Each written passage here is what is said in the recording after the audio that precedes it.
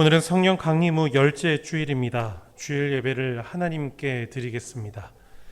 찬송가 19장 찬송하는 소리 있어 1절, 2절, 3절을 다 함께 찬송하시겠습니다.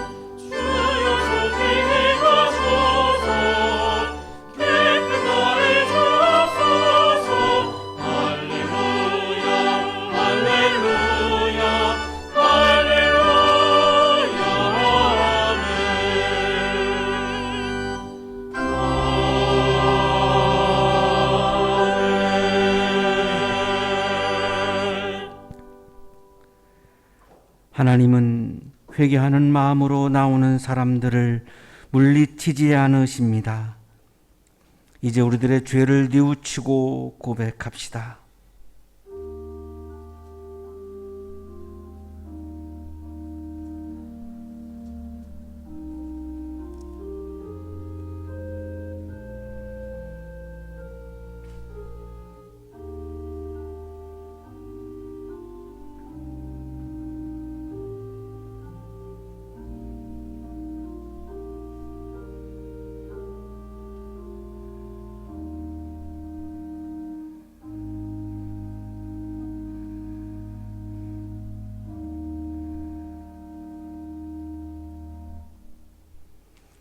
우리가 우리 죄를 자백하면 하나님은 신실하시고 의로우신 분이셔서 우리 죄를 용서하시고 모든 불의에서 우리를 깨끗하게 해주실 것입니다.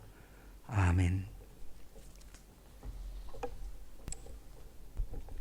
찬송가 322장 세상의 헛된 신을 버리고 1절, 2절, 3절을 다 함께 찬송하시겠습니다. 버리고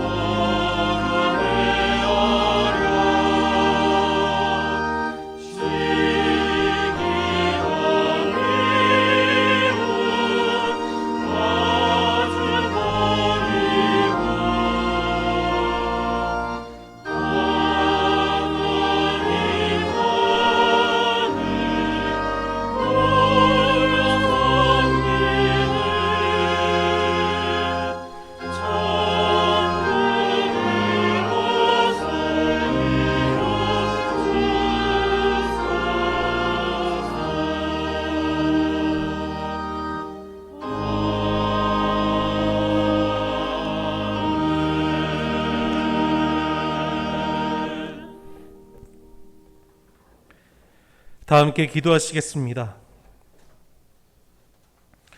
고마우신 하나님, 감사를 드립니다. 오늘도 거룩한 성의를 기억하며 하나님께 예배를 드리게 하시니 감사를 드립니다. 무더운 날씨와 코로나의 확산 가운데서도 우리를 안전하게 지켜주시고 성령의 도우심으로 하나님을 믿는 믿음의 삶을 온전히 살아가게 하시며 세상을 이기는 삶을 누리게 하시는 하나님께 감사를 드립니다. 또한 우리의 있는 모습 그대로를 사랑해 주시고 우리를 구원하여 주심으로 그 사랑을 알게 하시며 세상 가운데 사랑을 전하는 통로로 사용하심에 감사를 드립니다. 하나님이 우리에게 베풀어 주신 사랑과 은혜, 인도하심과 보호하시는 섭리를 깨닫고 하나님께 감사의 제사를 드리오니 우리의 예배를 기쁘게 받아주시고 홀로 영광 받아 주시옵소서. 자비로우신 하나님, 지난 한 주간을 살아오면서 우리의 부족함과 무지함으로 인하여 하나님을 떠나 주님이 원하시는 대로 살아가지 못하고 하나님과 함께하지 못했던 우리의 인생을 주님 앞에 내려놓습니다. 주님이 우리에게 원하시는 성령의 열매를 맺어나가기보다 욕심의 열매를 맺으며 살아가고 우리의 입술에서 감사와 찬양과 선한 말이 아닌 비판과 정죄와 같은 악한 말이 나오는 것을 목도하게 됩니다. 주님, 우리를 불쌍히 여겨주옵소서. 죄를 짓고 사는 것은 싫어하지만 죄를 지을 수밖에 없는 우리의 연약함을 불쌍히 여겨주옵소서.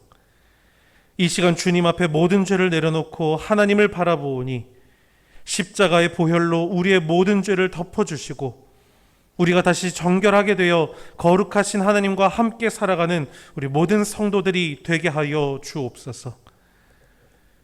우리의 모든 상황을 아시는 전능하신 하나님, 하나님께 우리의 모든 것을 내려놓고 간절히 구하오니 코로나 바이러스의 위협으로부터 우리를 건져내어 주옵소서. 폭발적인 감염자의 증가와 그로 인한 많은 피해가 우리에게 미치고 있음을 봅니다. 모두가 하나같이 힘들어하고 있지만 특히 피해와 좌절감이 약한 자들에게 더 미치고 있다는 소식도 들리고 있습니다. 그러하오니 주님, 속히 이 모든 상황에서 우리를 건져내어 주옵소서. 이러한 모든 일이 우리의 욕심과 탐욕 그리고 교만과 부주의로 일어난 것이지만 하나님의 긍휼하심이 임하시사 주님 앞에 다시 돌아서서 모든 것이 회복되고 이전보다 더 깊은 평강의 때를 맞이하는 우리가 될 수 있도록 주께서 다스려 주옵소서.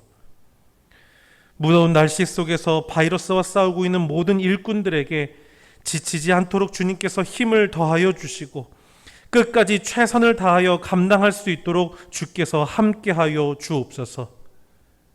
우리 예수 믿는 모든 자들은 네 탓이요 내 탓이요 가리는 것이 아니라 하나님의 마음을 품고 격려하고 이해하며 품어주고 이 모든 상황에서 다시 하나가 될 수 있도록 사랑으로 섬길 수 있는 하나님의 자녀가 되게 하옵소서.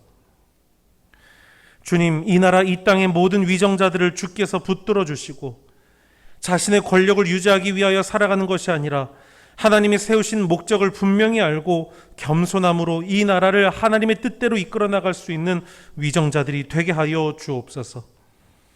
하나님께서 100여 년 전 복음을 전하여 주신 이 나라가 주님의 뜻을 잃지 않게 하시고 주님께서 이 땅에 다시 오실 때까지 하나님의 사랑을 널리 전하여 그때에 충성된 종으로 역임을 받고 왕성된 하나님 나라를 이룰 수 있는 이 땅이 되게 하여 주옵소서.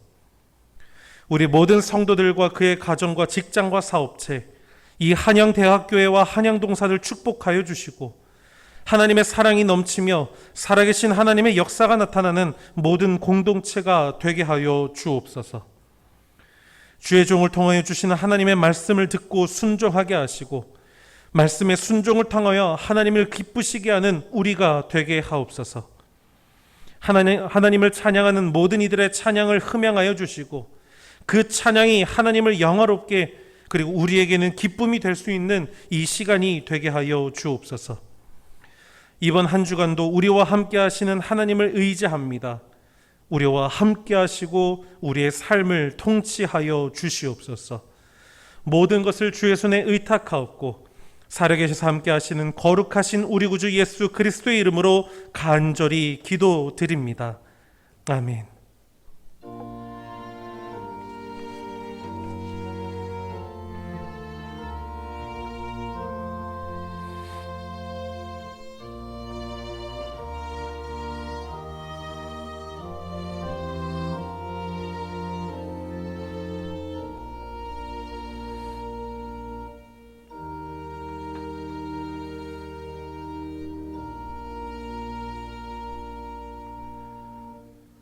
오늘 이 시간 우리에게 주시는 하나님의 말씀 출애굽기 16장 2절에서 4절 그리고 9절에서 15절까지의 말씀입니다. 이스라엘 자손의 온 회중이 그 광야에서 모세와 아론을 원망하였다. 이스라엘 자손이 그들에게 항의하였다. 차라리 우리가 이집트 땅 거기 고기 가마 곁에 앉아 배불리 음식을 먹던 그때에 누가 우리를 주님의 손에 넘겨주어서 죽게 했더라면 더 좋을 뻔하였습니다. 그런데 당신들은 지금 우리를 이 광야로 끌고 나와서 이 모든 회중을 다 굶어 죽게 하고 있습니다. 주님께서 모세에게 말씀하셨다. 너희가 먹을 것을 하늘에서 비처럼 내려줄 터이니 백성이 날마다 나가서 그날 먹을 만큼 거두어 드리게 하여라. 이렇게 하여 그들이 나의 지시를 따르든지 따르지 않는지 시험하여 보겠다. 모세가 아론에게 말하였다. 주님께서 이스라엘 자손이 원망하는 소리를 들으셨으니 이스라엘 자손의 온 회중에게 주님 앞으로 가까이 나아오라고 일러주십시오. 아론이 이스라엘 자손의 온 회중에게 말할 때에 그들이 광야를 바라보니 주님의 영광이 구름 속에 나타났다. 주님께서 모세에게 말씀하셨다. 나는 이스라엘 자손이 원망하는 소리를 들었다. 너는 그들에게 너희가 저녁이 되면 고기를 먹고 아침에는 빵을 배불리 먹을 것이다. 그렇게 될 때에 너희는 나 주가 너희의 하나님임을 알게 될 것이다 하고 말하여라. 그날 저녁에 메추라기가 날라와서 진친 곳을 뒤덮었고 다음날 아침에는 진친 곳 둘레에 안개가 자욱하였다. 안개가 걷히고 나니 이럴 수가 광야 지면에 마치 땅 위의 서리처럼 보이는 가는 쌀아기 같은 것이 덮여 있는 것이 아닌가. 이스라엘 자손이 그것을 보고 그것이 무엇인지 몰라서 서로 이게 무엇이냐 하고 물었다. 모세가 그들에게 말하였다. 이것은 주님께서 당신들에게 먹으라고 주신 양식입니다. 구약의 말씀입니다.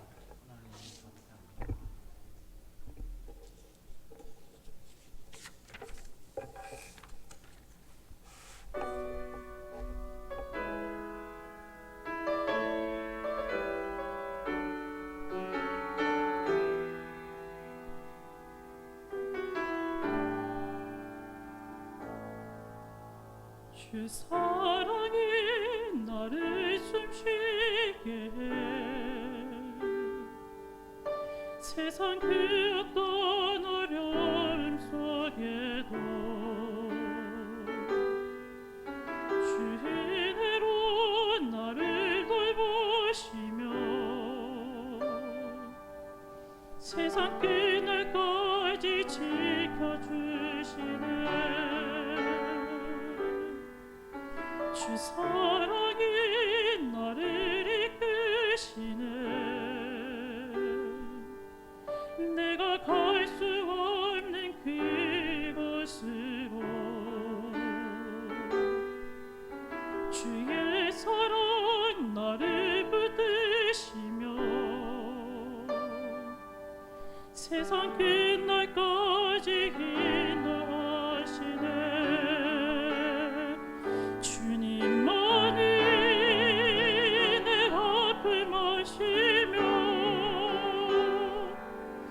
주님만이 내 몸을 만지네. 어느 누구도 너를 향하시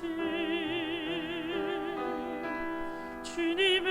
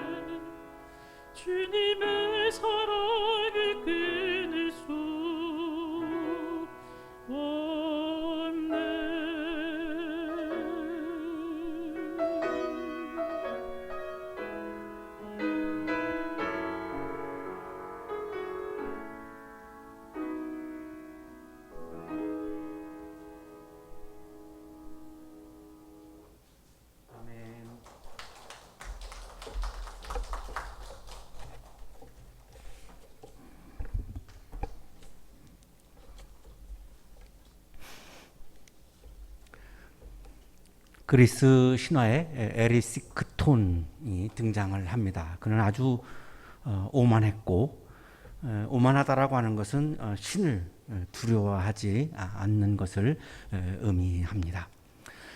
정원의 숲의 요정들이 둘러싸면서 놀던 큰 나무가 있었습니다. 데메테르 여신이 아주 좋아하는 그런 떡갈나무입니다. 숲의 요정들은 그 나무 주위에서 춤을 추면서 굉장히 행복하게 즐겁게 놀았습니다.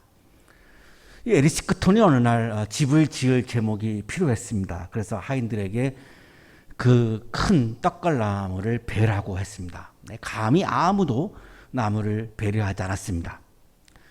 여신의 정원입니다. 그 나무를 베면 안 됩니다. 신하들이 에리시크톤에게 그렇게 이야기를 하고 아무도 베지 않습니다. 그랬더니 에리시크톤이 직접 도끼를 들고 요정들이 베지 말아달라고 그렇게 사정을 했지만 도끼로 나무를 찍었습니다. 그 나무에서 피가 흐릅니다. 요정들이 얼른 데메테르 여신에게 가서 이 사실을 알렸습니다. 그랬더니 이 데메테르 여신이 할머니로 변신해가지고 나타납니다. 당장 멈추고 더 이상 불경스러운 짓을 하지 말아라. 이렇게 데메테르 여신이 이야기를 합니다. 에리시크톤이 코웃음을 치면서 말합니다. 난 목재가 필요해요. 이걸로 집을 지어서 돈을 벌 겁니다. 나그네가 쉬어가게 하고 돈을 받는 거예요.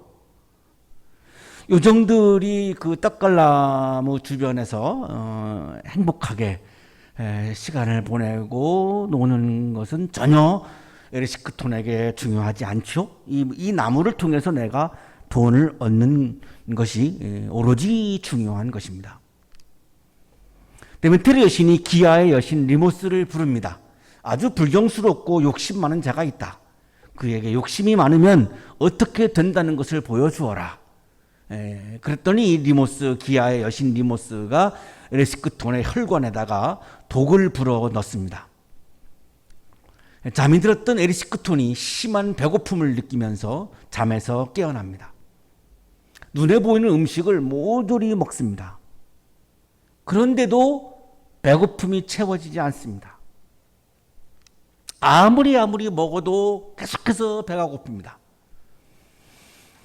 그러니까 먹는 일에만 몰두할 수밖에 없습니다. 배고픔이 채워지지 않으니까 계속 먹어야 되니까 먹는 것에 모든 삶을 다 보내야 하는 거죠. 끝없이 먹기만 해야 합니다.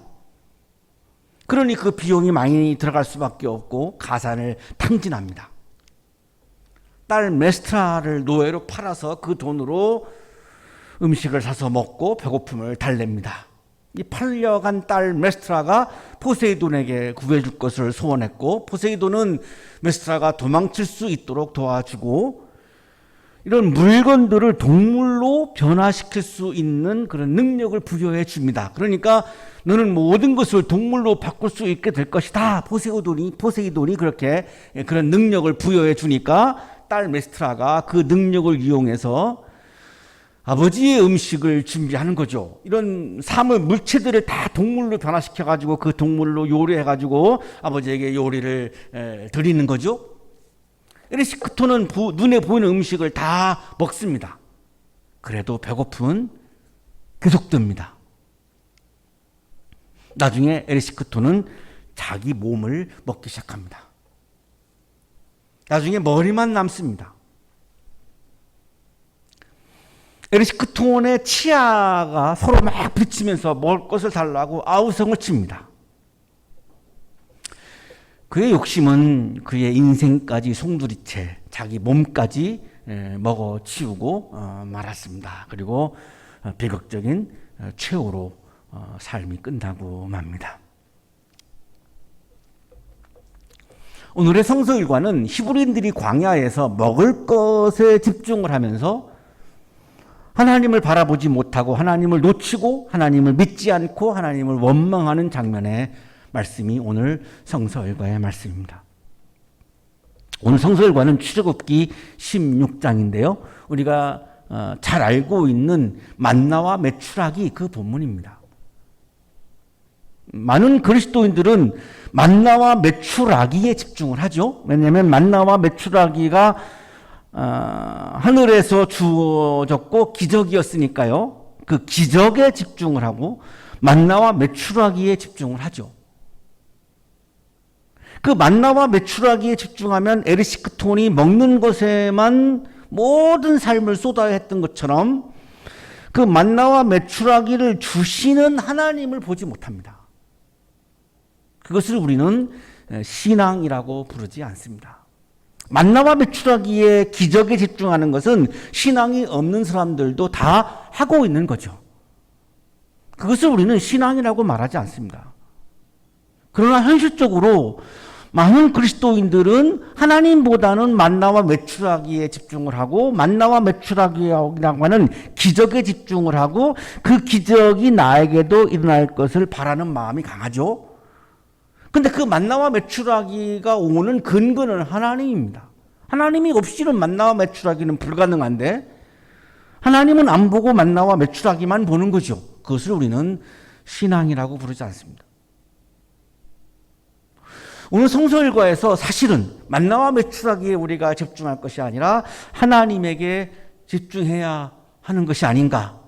저는 성서 일과를 한 주간 동안 묵상하면서 제가 깨달았던 포인트입니다. 히브리인들이 이집트에서 430년 동안 이집트 왕인 파라오의 노예로 살았죠. 자, 그 노예는 하나님께서 인간을 최초로 창조하실 때의 하나님의 형상, 하나님을 닮은 하나님의 형상이 아니죠. 그래서 하나님께서 이스라엘을 이집트에서 탈출시킨 거죠. 하나님께서 이스라엘을 탈출시키면서 이렇게 말씀합니다. 출애굽기 6장 4절입니다. 나는 또한 그들이 한동안 나그네로 몸부쳐 살던 가나안 땅을 그들에게 주기로 그들과 언약을 세웠는데 하나님의 기억에 히브리인들에게 가나안 땅을 준다라고 약속하셨던 것을 지금 하나님이 기억을 떠올리고 계시는 거죠. 그러면 그 약속을 언제 했을까? 아브라함 때입니다. 여기 언약은 히브리어로 베레티이고요. 영어로 커브넌트인데 하나님께서 아브라함과 이삭과 야곱에게 딱 가나안 땅을 주신다고 여러 차례 약속을 하시고 언약을 하신 것이 창세기에 나옵니다. 굉장히 많지만 다 열거할 수는 없으니까 하나만 열거하면요. 하나님께서 아브라함과 계약을 맺으시는 장면이 창세기 17장 7절에 있습니다. 내가 너와 세우는 언약은 나와 너 사이에 맺는 것일 뿐 아니라 너의 뒤에 오는 너의 자손과도 대대로 세우는 영원한 언약이다. 이 언약을 따라서 나는 너의 하나님이 될 뿐만 아니라 뒤에 오는 너의 자손의 하나님도 될 것이다. 가나안 땅을 주신다라고 하는 언약에서 가장 중요한 하나님의 표현은 이거죠. 내가 너희들과 왜 이 언약을 맺냐면 내가 너희들의 하나님이기 때문이야 이겁니다. 하나님은 이스라엘의 하나님이다. 여기에 강조점을 두고 계시죠. 그러니까 하나님은 이스라엘 사람들을 책임지셔야 되는 의무가 있어요. 이스라엘의 하나님이니까. 이스라엘의 하나님이 아니라고 한다면 책임질 이유가 없지요. 여기에 강조점이 있죠. 분명히 내가 지금 나그네로 사는 이 가나안 땅을 너와 내 뒤에 오는 자손에게 영원한 소유로 모두 주고 나는 그들의 하나님이 될 것이다. 자, 가나안 땅을 주신다고 아브라함에게 말씀하시면서 말씀의 결론이 뭐냐면 나는 너희들의 하나님이 될 것이다. 여기에 강조점이 있죠. 땅이 강조점이 아니죠. 하나님이 강조점이죠. 땅을 주시고 따시는 주시겠다고 약속하는 이유는 이스라엘의 하나님이기 때문에 이 약속을 하고 계시는 거죠. 하나님은 언약을 맺으시면서 하나님은 이스라엘 하나님이라고 하는 것을 계속해서 창세기에서 강조를 하셨습니다. 하나님께서 이스라엘 하나님이라고 하는 말씀은 하나님께서 이스라엘을 책임지신다는 말씀이죠. 먹고 사는 문제들을 다 생명에 관한 것을 책임지신다는 거죠. 자, 이것을 믿는 것을 우리는 신앙이라고 부르는 거죠. 이것을 믿지 않는 것을 우리는 불신앙이라고 말하는 거죠. 하나님께서 이스라엘을 이집트 탈출시키는 이유를 계속해서 말씀합니다. 출애굽기 6장 7절입니다. 그래서 너희를 나의 백성으로 삼고, 자 이제 두 번째가 나오죠. 하나님은 이스라엘의 하나님이고 이스라엘은 정체성이 뭐냐? 하나님의 백성이라는 겁니다. 영어 성경에는 여기가 my people 이렇게 나옵니다. 나의 백성이다. 나는 너희의 하나님이 될 것이다. 그러면 너희는 내가 주, 곧 너희를 이집트 사람의 강제 노동에서 이끌어낸 너희의 하나님임을 알게 될 것이다. 여기 하나님에 대한 호칭이 두 개가 나오죠. 하나는 주고요. 하나는 하나님입니다. 이 두 개가 나오죠. 자, 히브리어 성서에는 우리말 성경의 주가 히브리어 성서에는 야훼로 나옵니다. 하나님은 엘로힘으로 나옵니다. 킹 제임스 버전 영어 성서에는 I am the Lord your God. 야훼가 Lord로 나오고 하나님이 God으로 나옵니다. 그러니까 이거를 요약하면 야훼가 하나님이다 이런 말씀이에요. 그러니까 하나님의 고유 명사는 야훼예요. 하나님은 신을 의미하는 거죠. 야훼라고 하는 고유 명사예요. 야훼가 너희의 하나님이다. 그러니 당연히 내가 너희들의 삶을 책임져야지. 그러면 너희들은 내가 로드야. 내가 너희들의 주인이야. 그러면 너희들은 뭐야? My people. 나의 백성이야. 그러면 너희들의 의무는 뭐야? 내 말을 따라야지. 내가 주인이니까. 요약하면 이겁니다. 하나님이 원하시는 건 간단합니다. 내가 너희들의 하나님이니까 내가 너희들을 책임질게. 그럼 너희들은 어떻게 해야 돼? 내 말을 따라. 내가 주인, 너희들의 주인이니까 그거를 인정해. 잊지 말어. 이게 핵심이죠.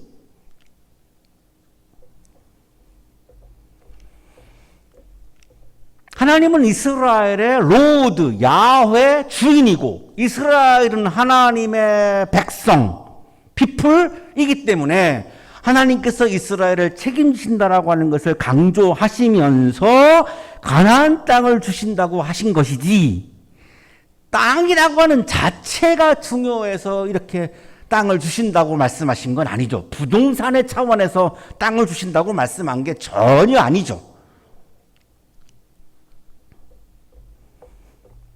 자, 이러고서 이제 오늘의 성서 일과가 이제 시작되는데요.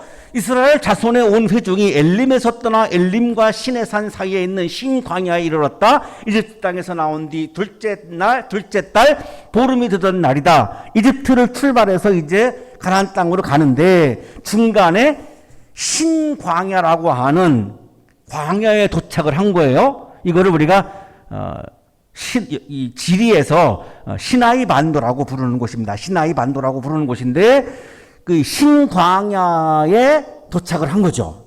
얼마 됐느냐? 출발한 지 보름 됐다는 거죠. 보름 만에 지금 신광야에 온 거예요. 홍해바다를 이미 건넜고요. 그런데 그때에 이스라엘 히브리인들이 광야에서 리더인 모세와 아론을 원망합니다. 이때 총 한 60만 명이라고 성경에 나오는데요. 남자들만 60만 명이라고 나와요. 60만 명이 훨씬 넘겠죠. 여자와 아이들을 포함하면. 이거 민족의 대이동이에요. 근데 대이동인데 하필이면 사막을 지나게 된 건데 사막에는 물과 먹을 게 없습니다. 저는 여기 시나이 반도 사막을 가보기 전에는 사막 그러면 아주 낭만적인 막 모래사장이 펼쳐져 있는 거로 상상을 했는데 가봤어요. 제가 이집트에서 가나안까지 쭉 그 길을 따라 가봤는데 정말로 황량하기 이를 데 없습니다. 물도 없고 먹을 것도 없고 푸른 색깔이라고 하는 것은 전혀 없습니다. 거기 그러니까 지금 15일 지났는데 물도 없죠. 먹을 것도 없죠. 그러니까 모세와 아론이라고 하는 리더를 원망하는 거예요. 왜? 먹을 게 없으니까. 사람이 먹을 것이 없다라고 하는 거는 이거 정말 힘든 거거든요. 먹어야 살 거 아니겠습니까? 그러니까 뭐 자연스럽게 그 항의가 막 나오는 거예요. 항의의 내용이 이런 거죠. 차라리 우리가 이집트 땅 거기 고기가마 곁에 앉아 배불리 음식을 먹던 그때에 누가 우리를 주님의 손에 넘겨주어서 죽게 했더라면 더 좋을 뻔하였습니다. 노예였지만 이집트에 살 때는 그래도 고기 냄새라도 맡고 고기 국물이라도 먹었는데 자유를 얻으면 뭐하느냐. 먹을 게 없는데 이게 자유가 무슨 소용이 있느냐. 배가 고픈 자유인보다 배가 부른 노예가 더 좋다.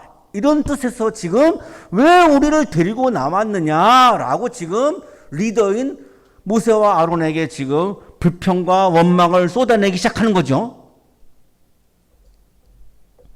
배가 고프니까 눈에 들어오는 게 없어요. 사람이 배가 고프면 아무것도 눈에 들어오지 않죠. 그래서 금강산도 식후경 그런 말을 하는 이유가 거기 있는 거죠.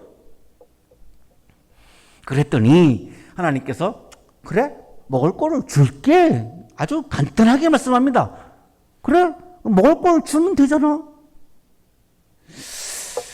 이 말씀 속에는 약간 좀 서운하신 거죠. 아니 내가 너희들의 하나님인데 내가 너희들을 책임질 건데 그냥 달라고 하지 뭘 원망을 하고 그러니. 그 원망은 믿음이 아니잖아. 너희들을 나를 지금 못 믿는 건데. 섭섭한 거죠. 하나님이 원하는 것은 신앙이죠. 하나님을 믿기를 원하는 거잖아요. 그런데 하나님을 못 믿고 지금 원망을 쏟아내니까 그래 줄게. 그냥 먹을 거 다 하려고 하지. 당신들은 지금 우리를 이 광야로 끌고 나와서 이 모든 회중을 다 굶어 죽게 하고 있습니다. 그러니까 모세와 아론의 판단은 잘못된 거 아니냐라고 지금 불평을 쏟아내고 있는 거죠. 야훼는 이스라엘의 하나님이죠. 당연히 먹을 것을 책임지시는 분이죠. 중요한 것은 하나님의 백성이니까 이스라엘은 하나님의 말씀을 따라야 한다라고 하는 것을 강조합니다. 자, 4절에 드디어 속내를 드러내시죠. 너희가 먹을 것을 하늘에서 빛처럼 내려줄 터이니 먹을 게 없다고 그래 나를 원망해? 너희들하고 나하고 그런 관계니? 내가 너희들을 책임지는 관계인데 먹을 게 없다고 세상에 탈출시킨 거를 원망해? 줄게 먹을 거를 하늘에서 빛처럼 내려줄 터이니 백성이 날마다 나가서 그날 먹은 만큼 거두어 드리게 하여라. 자, 먹을 거를 줄 텐데 내 명령은 일용할 양식만 거두어라 라고 이렇게 말씀하는 거예요. 이거를 지키느냐가 지금 하나님에게는 중요한 거예요. 원래 먹거리는 땅에서 나오는 거지 하늘에서 내려오지 않죠. 땅에서 나오지 않습니까? 그런데 하나님은 먹거리를 하늘에서 내려주겠다는 거죠. 그러면 뭐죠? 내가 땀을 흘려서 만들어낸 양식이 아니라 먹거리가 아니라 하나님으로부터 오는 먹거리죠. 그럼 뭐가 중요하죠? 하나님이 중요하죠. 하나님이 계셔야 하나님으로부터 오는 먹거리가 있는 거지. 하나님이 존재하지 않으시면은 하나님으로부터는 먹거리는 불가능하니까 하나님이 중요한 거죠. 근데 그 중요한 하나님의 말씀이 뭐냐면 하루분만 거두라는 거죠. 일용할 양식만 거두라는 거죠. 먹거리를 모아놓으면 먹을 것에 집중하고 먹거리를 주시는 하나님을 중요하지 않게 생각하겠죠? 이미 다 모아놨으니까 뭐 하나님 필요 없죠. 모아놓은 먹거리를 먹으면 되니까. 그러니까 하나님을 바라보지 않겠죠. 그래서 아마도 하나님이 매일매일 하나님으로부터 오는 먹거리를 경험시켜 주시려고 하루분만 모아서 먹으라고 말씀한 거죠. 그래야 매일매일 하나님을 바라볼 거 아니에요. 하나님으로부터 오니까. 강아지들이 자기한테 음식을 주는 집안 사람들 중에서 특히 자기한테 음식을 주는 주인에게 더 좋아하고 잘하잖아요. 근데 만약에 강아지가 매일매일 주인이 주는 거를 먹는 게 아니라 강아지가 싸놓고 음식을 먹는다면요, 그 주인 별로 따르지 않을 거예요. 분명히 그럴 거예요. 근데 그 주인이 아니면 내가 먹을 게 없으니까 그 주인을 굉장히 따르죠. 마찬가지죠. 먹을 거를 다 쌓아놓으면 히브리인들이 하나님을 바라보겠습니까? 이렇게 하여 그들이 나의 지시를 따르는지 따르지 않는지 시험하여 보겠다. 자, 봐요. 하나님 중요하게 여기는 건 뭐죠? 먹거리가 아니에요. 히브리인들이 하나님을 따르는지 안 따르는지, 하나님을 바라보는지 안 바라보는지, 이게 지금 여기에 강구점이 가 있지, 먹을 것에 강구점이 가 있지 않거든요.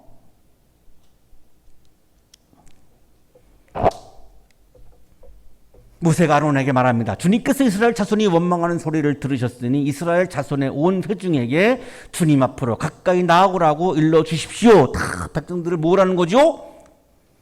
이스라엘 자손의 온 회중에게 말할 때에 그들이 광야를 바라보니 주님의 영광이 구름 속에 나타납니다. 자, 이게 하나님의 현현, 하나님의 임재죠. 그런데 뭐라고 말씀했죠? 주님이 나타났다라고 안 그러고 주님의 영광이 나타났다라고 말씀하죠. 왜 그럴까요? 주님이 나타났다라고 말씀을 하면 주님의 모습이 나타난 것으로 우리가 오해할 수 있어요. 주님은 모습으로 나타난 게 아니기 때문에 주님의 영광이 나타났다라고 말씀합니다. 하나님은 모습으로 나타난 게 아니죠. 뭘로 나타났습니까? 11절 주님께서 모세에게 말씀하셨다. 말씀으로 나타나신 거죠. 말씀으로 임재하신 거죠. 소리로 나타나신 거죠. 히브리인들이 하나님을 만나는 통로는 하나님의 소리, 하나님의 발성, 하나님의 말씀으로 하나님을 만난 거죠. 왜? 하나님은 말씀으로, 소리로, 발성으로 임재하시거든요. 드디어 하나님의 창조적 소리, 창조적 발성이 울려 퍼지기 시작합니다. 그 하나님의 소리의 내용이죠. 나는 이스라엘 자손이 원망하는 소리를 들었다. 서운하신 거예요. 너는 그들에게 너희가 저녁이 되면 고기를 먹고 아침에는 빵을 배불리 먹을 것이다. 저녁에는 고기 먹고 아침에는 빵을 먹을 거야. 하나님의 소리의 내용이에요. 이스라엘 사람들이 지금 원하던 것이 해결되는 거 아니겠습니까? 원망하던 것이 지금 다 해결되는 거죠. 이것 때문에 원망한 거잖아요. 하나님 간단하게 말씀해요. 저녁에는 고기 먹고 아침에는 빵 먹을 거야. 그것도 배불리 먹는다는 거죠. 그렇게 될 때에 먹는 것으로 끝나지 않죠. 결론이 여기 나와요. 그렇게 될 때에 너희는 나 주가 너희의 하나님임을 알게 될 것이다. 그 고기를 먹고 빵을 먹어서 하나님 야훼가 우리의 하나님임을 알게 된다. 우리를 책임져 주시는 하나님임을 알게 된다. 여기에 강조점이 있어요. 고기와 빵의 강조점이 있지 않아요. 창세기 16장은 고기와 빵의 강조점이 가 있는 것이 아니라 하나님에게 강조점이 가 있어요. 빵과 고기를 왜 주셨는데 하나님이 히브리인들이 야훼가 하나님임을 알게 해 주려고 주신 거죠. 그래서 이렇게 말씀하신 거예요. 하나님임을 알게 될 것이다. 야훼가 하나님이라고 하는 것을 너희가 알게 될 것이다. 어떻게? 고기와 빵을 먹으면서.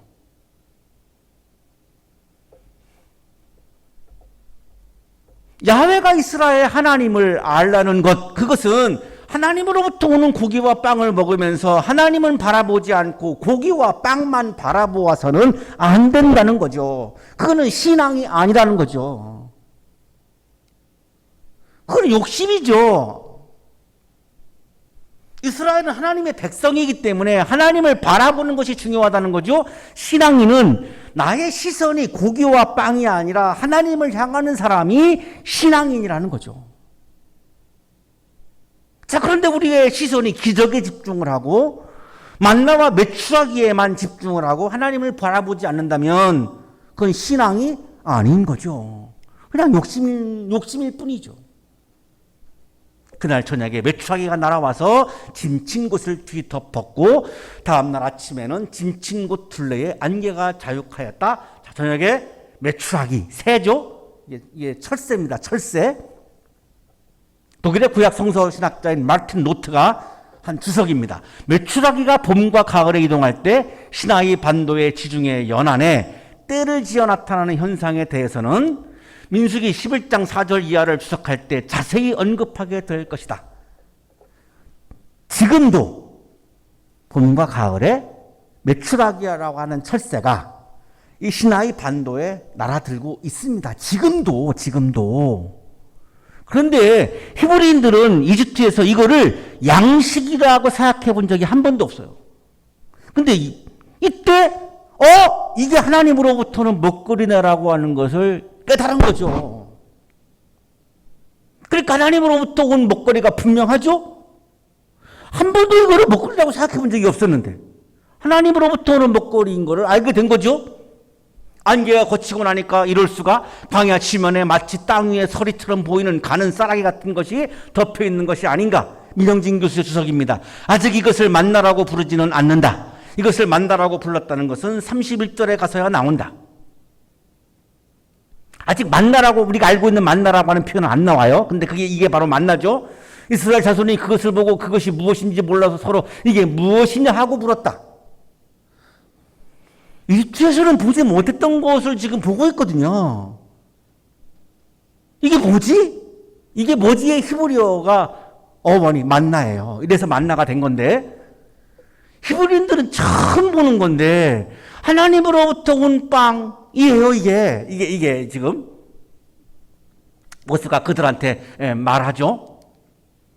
이것은 주님께서 당신들에게 먹으라고 주신 양식입니다. 하나님으로부터 온 양식입니다. 여기 양식이라고 하는 말은 히브리어로 레켐인데요. 민영진 교수의 주석입니다. 레켐을 떡이나 빵이라고 하지 않고 양식이라고 번역한 것은 만나 묘사에 더 적절하다. 아직 빵으로 만들어지기 이전에 곡물과 같은 상태이기 때문이다. 그러니까 완전히 완성된 빵의 형태가 아니라 빵을 만드는 곡물 이런 형태. 그러니까 먹을 수 있는 거죠. 아직 빵으로 완전히 이렇게 구워진 빵이 아니에요. 그게 아니라 빵을 만드는 재료의 곡물이니까 우리가 뭐 볼이나 뭐 이런 곡물을 먹을 수 있잖아요. 그런 형태의 모습으로 지금 하나님의 주시는 양식이 지금 나타난 거죠. 독일의 성서학자 마틴 로테 주석입니다. 만나는 오늘날에도 시나이 반도 내륙 지방에서 볼 수 있으며 오늘날에도 볼 수 있다는 거예요. 그때만 있는 게 아니에요. 이 지역에 살고 있는 유목민들은 이것을 아직도 만이라고 부른다. 오늘날에도 이쪽 사람들은 그거를 만이라고 불러요. 나무 내지 관목의 잎사귀에 맺히는 이슬 모양의 형성물인데 이것은 연지벌레의 침을 통하여 나오는 분비물에서부터 생성되어 나뭇잎에 맺혔다가 땅바닥에 떨어진다. 낮 동안의 열매는 녹음으로 이른 아침에 주워 모으는 것이 가장 좋다. 이것의 맛은 달고 그래야 식량이 부족한 사막에서는 오늘날에도 즉석에서 즐겨 식량으로 사용된다. 그때만 있는 게 아니라 오늘날에도 이것은 존재해요. 그런데 중요한 점은 뭐죠? 히브리인들은 그것이 양식인 것 전혀 몰랐어요. 이집트에서는 못 봤으니까요. 근데 그때 그 상황에서 하나님으로부터 오는 양식이라고 하는 영적인 깨달음을 주신 거죠. 하나님께서. 그래서 이게 하나님이 주시는 양식이네라고 받아들인 거죠. 왜 이게 중요하냐면 하나님을 바라보아야 그런 깨달음이 오지 만나에 집중하면 그 하나님을 바라보지 않죠. 하나님을 바라보아야만 하나님으로부터 온 양식이라고 하는 것을 영적으로 깨달을 수 있는 거죠. 만나는 히브리인들이 처음으로 경험하는 곡물이에요. 메추라기와 만나는 하나님으로부터 온 양식이에요. 양식에 시선을 집중하면 하나님을 바라보지 못해요. 양식이 아니라 양식을 주시는 하나님을 바라보는 것, 그것을 우리는 기독교 신앙 믿음이라고 부르는 것이죠. 하나님은 우리가 양식에 시선을 집중하지 않고 우리를 책임지시는 하나님에게 시선을 집중하는 믿음을 원하십니다.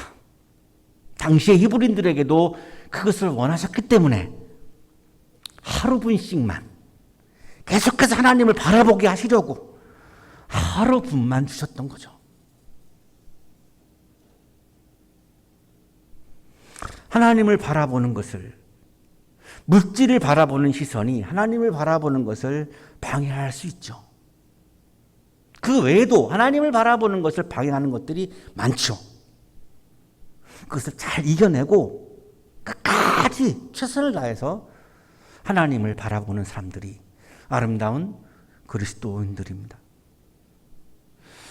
나의 삶을 책임져 주시는 하나님을 바라보는 믿음을 잃지 않으시고 오늘도 어려운 상황을 살고 있지만 우리를 책임져 주시는 하나님을 바라보면서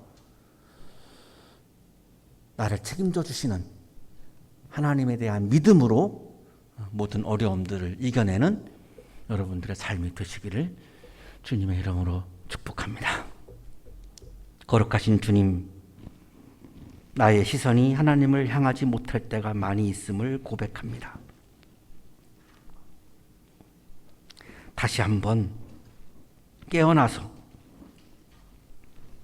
하나님을 바라보는 시선을 가로막는 것들을 제거하고 오늘도 하나님을 바라보는 믿음으로 모든 어려움들을 이겨내며 살아갈 수 있도록 믿음에 믿음을 더하여 주옵소서. 예수 그리스도 이름으로 기도하옵나이다. 아멘.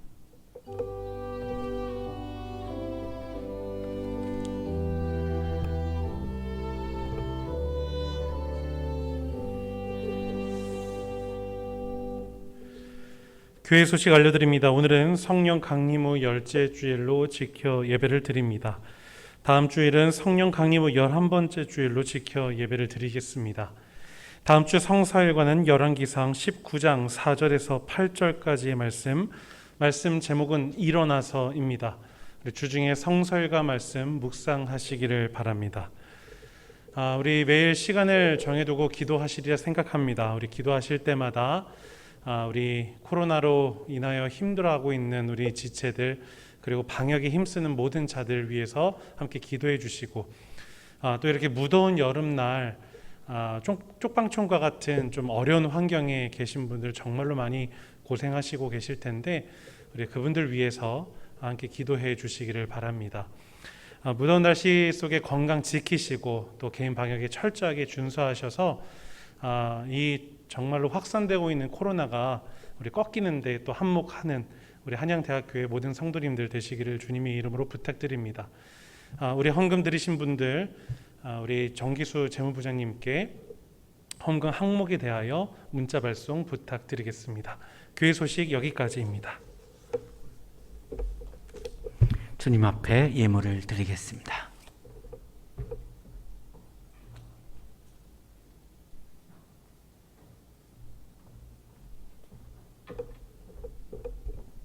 거룩하신 주님, 오늘도 하나님을 바라보는 믿음의 눈을 뜨게 해 주시고 오늘도 하나님을 바라보며 나의 삶을 책임져 주시는 하나님을 믿으며 어려움 속에서도 기쁨을 잃지 않고 살아가게 하시니 감사합니다. 감사의 마음을 예물에 담아 드리오니 기쁘게 받아주시고 예물을 드리는 손길 위에 크신 은혜를 부어 주옵소서. 예수 그리스도의 이름으로 기도하옵나이다. 아멘.